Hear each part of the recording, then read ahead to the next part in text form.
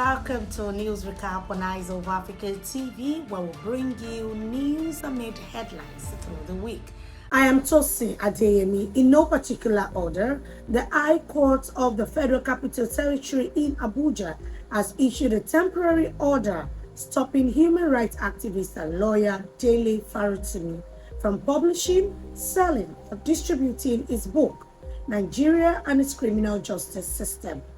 The court also restrained all associated parties, including publishers, bookstores, and online platforms, from distributing the book in any form, including online and on social media.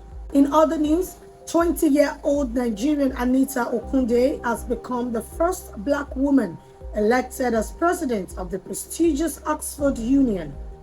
An award-winning activist and advocate for climate justice and feminism, Anita celebrated the historic achievement on social media, marking a milestone in the institution's history. Away from that, U.S. President-elect Donald Trump vows to end birthright citizenship, targeting illegal immigration.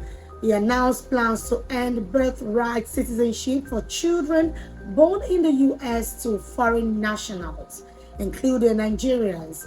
In an interview on NBC's, Trump outlined a broad crackdown on illegal immigration, which he intends to declare a national emergency upon taking office on January 20. The Department of Homeland Security estimates over 11 million people are currently living in the U.S. without legal status. Moving on, Kemi Badenoch, leader of the UK Conservative Party, has reiterated her stance on Nigeria, insisting she is not acting as the country's public relations representative. Born in the UK to a Nigerian Yoruba parent, Badenoch lived in Nigeria until moving back to the UK at age 16. Before becoming Conservative Party leader, she had criticized Nigeria as a socialist nation plagued by corruption and insecurity. Dangote Refinery, Africa's largest oil refinery, has successfully exported its first shipment of premium motor spirits to Cameroon. The petroleum products will be received by Neptune Oil in Cameroon, according to a joint statement. The companies hailed the shipment as a strategic collaboration to boost economic ties between Nigeria and Cameroon, while meeting the growing energy demands in the region. Away from that, the federal government has announced plans to initiate criminal actions against elected officials involved in the diversion of funds allocated to the 774 local government areas in Nigeria. Attorney General of the Federation, Prince Lateef Fagbemi, stated that the move aligns with the Supreme Court's ruling granting financial autonomy to local governments.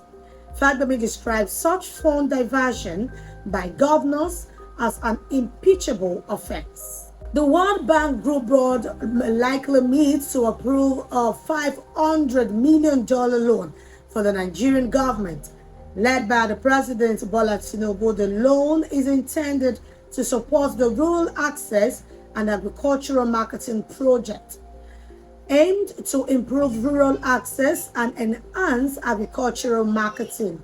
The project will help bridge the gap between rural communities and the broader marketplace, providing better access to markets, schools, hospitals, and fostering social cohesion among rural populations. Nigeria experienced another national grid collapse on Wednesday, marking the 12th incident in 2024. The outage was blamed on the stoppage of gas supply to power generation companies due to over 2 million naira in legacy debt, disrupting electricity production across the country. Dr. Joy Ogaji, CEO of the Association of Power Generation Companies, confirmed that gas-producing companies had formally notified GenCos about the suspension of natural gas supply. Majority of state governors endorsed the policy during the National Economic Council meeting on Thursday. Chaired by Vice President Kashim Shettima, the meeting saw 36 states submit recommendations, with most governors supporting the establishment of state police to address insecurity. However, the FCTA, led by Nyesom Wike, did not submit its recommendations. The final resolution on the matter is expected at the next NEC meeting in January 2025. The Federal High Court in Abuja has granted bail to former Kogi State Governor Yahaya Bello in the sum of 500 million naira. Bello was arraigned by the EFCC on a 19-count charge of criminal breach of trust. He pleaded not guilty to all charges, which alleged that he diverted over 80.2 billion naira of Kogi State funds to acquire properties both in Nigeria and abroad through proxies. The Court of Appeal has nullified the Federal High Court judgment that sought to seize the statutory allocation and revenue of Rivers State. The initial ruling had found Governor Fubara's presentation of the 2024 budget to a 4-member Rivers State House of Assembly unconstitutional. The judgment also ordered that Rivers State be restrained from accessing funds from the Consolidated Revenue and Federation accounts. The Court of Appeal's decision overturns this ruling, restating the state's access to its allocated funds. Moving on, the National Drug Law Enforcement Agency has arrested 65-year-old Ramata Bola Adeyemo for alleged drug trafficking. According to NDLEA spokesperson Femi Babafemi, the arrest took place on December 6 at Odufa Street, where 20.6 liters of codeine-based syrup were recovered from the suspect. Additionally, the agency arrested Egu Philip Inya, who attempted to collect 7.40 kilograms of loud, a synthetic strain of cannabis concealed inside 3 pressure machines. The Independent National Electoral Commission, INEC, is considering the use of computer-generated voting slips for individuals without permanent voters' cards during elections. This proposal was made by INEC Chairman Professor Mahmoud Yakubu, emphasized that PVCs should no longer be the sole voting requirement, particularly with the introduction of BVS. He also noted that the Commission has consulted widely on the issue following the release of its 524-page report on the 2023 general election. Moving on to stories outside Nigeria in Africa, Somaliland, the breakaway region of Somalia, has inaugurated its new president following the last month's election, further advancing its pursuit of international recognition. The inauguration took place just one day after Somalia and Ethiopia reached an agreement in Turkey to begin technical talks over a dispute related to a deal between Somaliland and Ethiopia.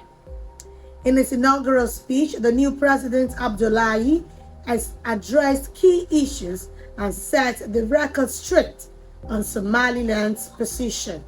And finally, on the news, the African Development Bank Group's Board of Directors has approved a $108 million loan to Zambia to improve economic governance and implement reforms across key public sectors. The loan will support the fiscal sustainability and economic resilience support program aimed at building a robust and diversified economy. Key initiatives include enhancing domestic revenue generation through the introduction of an electronic smart invoice system, registering and strengthening Zambia's involvement in the Global Forum on Transparency and Exchange of Information for Tax Purposes. And that's all the news recap for today. Thank you for joining. Join me again next week, 4 p.m. on Eyes of Africa TV. I am Tosi Adeyemi.